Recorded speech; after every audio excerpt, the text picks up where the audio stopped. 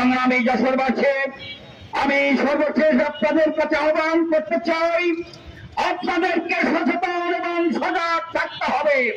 আমাদের পাড়ায় মহল্লায় গ্রামে গঞ্জে আমরা যেখানে আছি সকল অবস্থায় সচেতনতার মাধ্যমে ওই অপশক্তিকে রুখে দিতে হবে আমাদের। আমরা যদি সচেতন এবং সজাগ থাকি, আমি প্রত্যয়ের সাথে বলতে চাই, কোন অবস্থায় এই অপশক্তি বাংলাদেশকে আর ভীতি সৃষ্টি করতে পারবে না। বাংলাদেশের মানুষের আর অশান্তি সৃষ্টি করার দুঃসাহস তারা দেখাবে না।